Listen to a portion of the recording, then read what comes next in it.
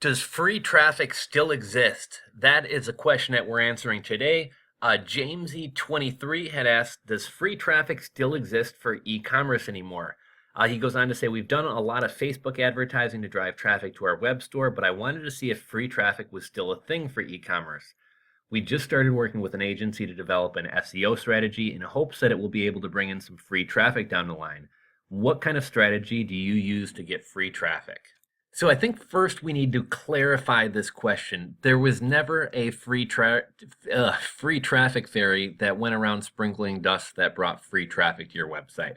And really, there's no such thing as free traffic. It's either going to be paid traffic or paid advertising, or you're going to have to create content to drive organic search traffic, to get traffic from Google, or to bring people from those articles or those pieces of content to your e-commerce store.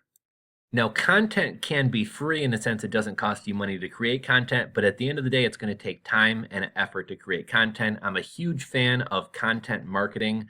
Content marketing is basically providing value to your customers in the form of either instructing them how to do something, explaining something to them, solving a problem of theirs, or even entertaining them. Anything that provides value. I think a lot of people are so hung up on sales. It's, hey, buy my blender. Hey, buy my blender. Hey, buy my blender. When really you should be putting a blog or doing social media, giving people smoothie recipes, giving people diets, giving people workout plans, things that are relative or interesting to people who are into juicing, are into blenders, etc.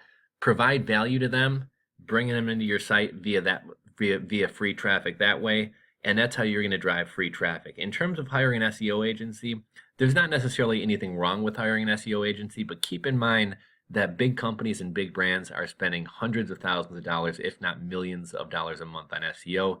Even smaller and mid-sized companies are spending tens of thousands of dollars per month on SEO. And even my company, which in the grand scheme of things, when you stack it up next to these big brands, is very small. Back when I was paying for SEO, I was paying $750 per month. I think even the cheapest SEO I ever had was about $400 per month.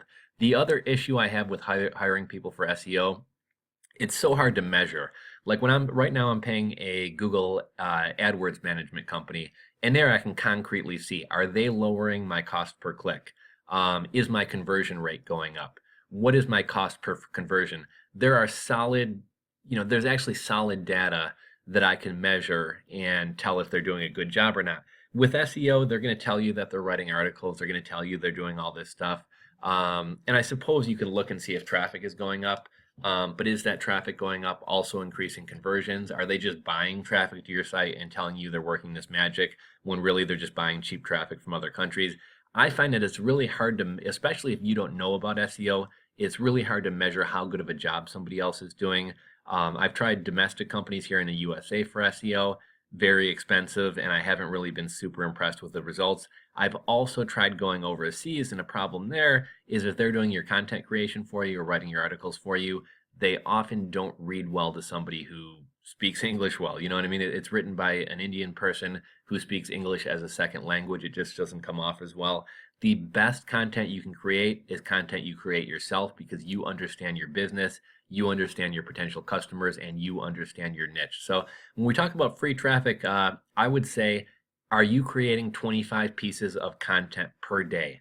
That may seem like a lot to you, but 25 pieces of content doesn't mean a super polished YouTube video. It doesn't mean a 3-page long blog post with pictures. Content can take the form of an Instagram post, a tweet, a blog post, a Twitter video. Content can take all different types of forms. Not everything has to be long form content. A quick 30-second video on Instagram, a quick story about your product on Instagram, a 30-second video on Twitter, posting some pictures on a blog. Content takes all types of different forms, but if you're not creating at least 25 pieces of content per day, even if they're short form content, even if it's just a photo or a tweet, you're not going to succeed in content marketing. I was just watching a Gary Vee video the other day, and he was talking about make sure you're creating 25 pieces of content a day. I know even myself who, try to put into work and everything else, I fall short of this goal. So, you know what I mean? If I'm complaining about my traffic, if I'm complaining about sales not being up enough, I can look at it and ask myself, did I create 25 pieces of content today? And if I didn't, that's where I'm falling short. That's what I would encourage you to do. Cut off the SEO agency for right now. I wouldn't recommend paying somebody. Start creating 25 pieces of content a day. Do that for 30 days. And if you're still not seeing the results that you want, then you might want to go reach out to an SEO company. But if you're not creating 25 pieces of content per day, that's why you're not getting the traffic that you want. Hopefully you guys enjoyed this video. If you guys have any free traffic driving tips, feel free to post them in the comments section below. Thanks for watching, guys, and I hope all of you have a wonderful weekend.